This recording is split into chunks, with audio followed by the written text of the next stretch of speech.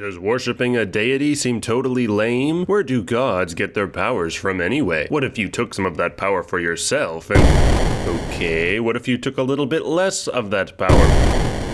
Okay, what if you took an extremely tiny amount of that power for yourself, direct from the source, and used it? Then you could become an exemplar. An exemplar is a warrior with an extremely tiny amount of godliness inside them that they can delegate to specific items and abilities. They get medium armor, martial weapons, or if they use simple weapons, they become as strong as martial weapons, and their key attribute is strength or dexterity. But there are other classes with divine power, including a divine warrior in the champion. So what is the point of an exemplar? When a champion or a cleric needs divine power, they must get it from a deity. Deities are very powerful creatures enhanced with a divine essence, and they can distribute small amounts of divine magic to their followers to give them powers to enact their will. But an exemplar doesn't necessarily follow a deity. Rather, an exemplar has a piece of divine power right from the source, a seedling of the divine essence that makes a god a god. It might happen, perhaps as a totally random made-up example, if a deity died and exploded and you found a piece of the deity's godliness lying around. It's not common that this happens, which is why exemplars are rare. But exemplars are not gods, or demigods, or even proto-gods. They just have a little bit of godliness, called the divine spark. In fact, they have so little they need to delegate it out to specific powers before they can use them. A little bit like a robot with a limited power supply that needs to decide where to put that power before they can use a certain tool. An exemplar delegates their divine spark to their signature magical items or features called icons. You choose your icons from a list, like the noble branch is a spear, so if you want to stab someone, you can, just like any other martial character. But if you want to stab with cool exemplar divine power, you must spend an action to move your divine spark into your noble branch, an action called Shift Imminence, and then stab with it. For example, the noble branch gains an extra +2 spirit damage when it has the divine spark, or the Skybearer's belt grants a +1 to grapple, disarm, trip, or shove a creature when it has the divine spark. But as soon as you roll initiative in encounter mode, you can shift Imminence into one of your icons as a free action. But your icons also get a more powerful active power called Transcendance, and this can be activated with an activity called Spark Transcendance. You can use a specific icon's Transcendence ability only if it currently contains the divine spark. The number of actions again depends on which icon you are using Spark Transcendence with. But there's a catch. As soon as you use a Spark Transcendence ability, your divine spark immediately and automatically leaves its current icon and jumps into one of your other 2 icons of your choice. And you can only use Spark Transcendence once per round. So being an exemplar is like always juggling a really powerful hot potato. Send it to your weapon for enhanced strikes, then hit them with a big magical kapow and then pass it to your belt. Try to wrestle them, then run to your ally and grab them with Spark Transcendence, then send it to your Scar of Survivor. Spark Transcendence to heal yourself, then send it back to your weapon, or back to your belt to wrestle again. There are 3 different types of icons, and it's probably a good idea to get at least 1 weapon. Barrow's Edge is a sword that thirsts for blood and deals extra spirit damage if the target is close to death, and its Transcendence heals you by sucking up the enemy's power. Gleaming Blade is a glittery sword or knife that does extra spirit damage, and its Transcendence lets you attack twice at the same multiple attack penalty. Hands of the Wildling is a weapon icon for your unarmed strikes that makes them deal extra spirit damage. Its Transcendence makes you go wild with feral swings for 2 actions to attack everyone in a 15-foot cone in front of you. Mortal Harvest is a big sickle like a Grim Reaper and deals extra persistent damage. Its Transcendence lets you shoot across the battlefield after striking an enemy to hit somebody else. Noble Branch is for polearms and spears. Its Transcendence instantly does extra damage after a successful strike. Shadow Sheath is for your thrown weapons, which lets you draw an unlimited supply of those thrown weapons and gives them extra spirit damage. Its Transcendence lets you strike again and makes the opponent off guard. Starshot is for any ranged weapons and does extra spirit damage. Its Transcendence, Giant Felling Comet, for 2 actions lets you shoot a super starshot that explodes on contact in a 5-foot burst. Titan's Breaker is for clubs, hammers, and axes and gives them extra spirit damage, and the Transcendence, Fracture Mountains, lets you do a super attack against an enemy for 2 actions but double damage. Dice. Unfailing Bow is a ranged weapon with a crazy good accuracy and deals 1d4 extra spirit damage to enemies. Its Transcendence is the same d20 roll you just used for a previous attack for a second attack. Some icons are just other items that you can still wear. Bands of Imprisonment contain your insane power to keep you sharp, enhancing will saves. Your Transcendence helps you break free of something, stride twice, and melee strike. Fetching Bangles are beautiful bangles, and nobody wants to leave your 10-foot aura because they're so fetching. Its Transcendence can bring enemies closer to you. Horn of Plenty is a cornucopia that can hold potions or elixirs, but only be opened by you if it has the divine spark. And the Transcendence lets you drink something inside it, but transfer the effects of it to an ally. Mirrored Aegis is a highly reflective shield like Perseus that protects allies in a 10-foot emanation. Pelt of the Beast gives you damage resistance, and the Transcendence grants resistance to all allies in a 15-foot emanation. Sky Skybearer's Belt is a belt that lets you grapple, shove, trip, and disarm easier, and the Transcendance lets you stride, pick up an ally, and deposit them somewhere else. Thousand League Sandals gives you a bonus to move speed, and your Transcendance lets you stride, and each ally within 10 feet can also stride as a reaction. Victor's Wreath is like a military sash or crown thing that symbolizes victory and motivates your allies with a +1 bonus to attack rolls. Its Transcendence ability lets allies make a new saving throw against any condition that's currently ailing them. Some icons are body icons. Gaze as sharp as steel is when you have eagle eyes that give you a bonus to perception and AC against ranged attacks, and your Transcendence gives you bonus precision damage on a successful attack. Eye-catching spot is a charming birthmark that makes people not want to attack you. Scar of the Survivor is if someone tried to kill you but failed, and you get a cool scar. And you also get the Die Hard feat when you have the Divine Spark in your scar, and a bonus to Fortitude, and your Transcendence lets you heal yourself. Skin as hard as horn makes you like Achilles, invulnerable except for one spot, and you gain damage resistance against a certain type of attacks as long as they're not critical hits. When you pick an icon, you get a cheap version of whatever it is you picked, like a polearm, but you can also turn one of your existing items into an icon if it meets the requirement. So if you find a cool cloak, you could make it into your Pelt of the Beast by attuning over 1 day of downtime. You can also etch runes onto your icons. Some of your feats make your icons more powerful. These feats have the icon trait, and when you take them, you must assign them to one of your icons, and it will usually give that icon either an extra Eminence ability, which stacks, so when the Divine Spark is inside your icon, it will activate all its Eminence abilities at once, but other feats will give your icons an extra Transcendence ability, and in this case, when you spark Transcendence, you will need to choose level 3, 7, and 15. You get your epithets. Essentially, as you play through your game, you get abilities at certain levels that reflect your exemplar's deeds and get added to their title. You might become Gorblop the Brave, or Gorblop the Cunning. Generally, a new one gives the exemplar an extra ability that occurs when they use their Spark Transcendence, although your Spark Transcendence can only trigger one epithet ability, but it's still in addition to your usual icon's Spark Transcendence, making it even more powerful. In conclusion, an exemplar is a martial character that can gain powers depending on the location of their Divine Spark, which gets passed between 3 icons.